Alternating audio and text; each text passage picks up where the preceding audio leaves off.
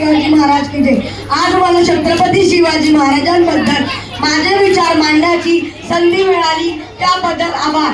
नमो मातृभूमी जिथे जन्मलो मी, नमो आर्यभूमी जिथे वाढलो मी, नमो कर्मभूमी जिये जाच कामी, पडा देव माझा नमामि नमामि।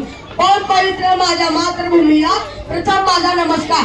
सन्माननीय व्यासपीठ आणि इथे जमलेला माझ्या बालमित्र मैत्रिणींनो, आज मी तुम्हाला अशा एका महान व्यक्तीबद्दल बोलणार आहे ज्याचा मला तुम्हाला किंवा संपूर्ण जगाला अभिमान आहे।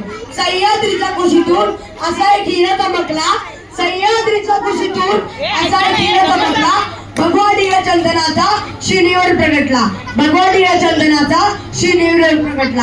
हातात घेऊन तलवार शत्रूवर गरजला, हातात घेऊन तलवार शत्रूवर गरजला, असा महाराष्ट्रात एक राजा होऊन गेला, असा महाराष्ट्रात एक राजा होऊन गेला।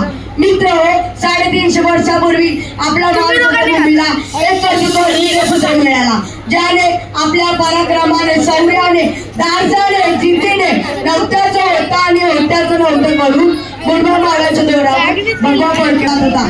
शेतकऱ्यांचं कोणी काय वार नव्हता, आवाजा झंकार, धगधगता पेटता अंगार।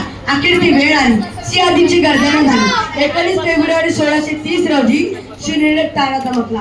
हवा वेगाने नव्हती, हवेपेक्षाही त्याचा वेग होता, हवा वेगाने नव्हती, हवेपेक्षा त्याचा वेग होता। अशा दिवसाले लाखात एक ना तर जगात एक होता, जगात एक होता। भवानी मातेचा लेकरू मराठ्यांचा राजा होता, भवानी मातेचा लेकरू मराठ्यांचा राजा होता। झुकणारा कोणापुढे मुघलांचा बाप होता, झुकणारा कोणापुढे मुघलांचा बाप होता। जर कोणी चुकेल त्याला सत्याची वाट दाखवायची, जर कोणी चुकेल त्याला सत्याची वाट दाखवायची, आणि जो लढेल त्याला मराठीची जात दाखवायची। अशी शिकवण बाळासाहेबांनी राजाला दिली। धन्यवाद।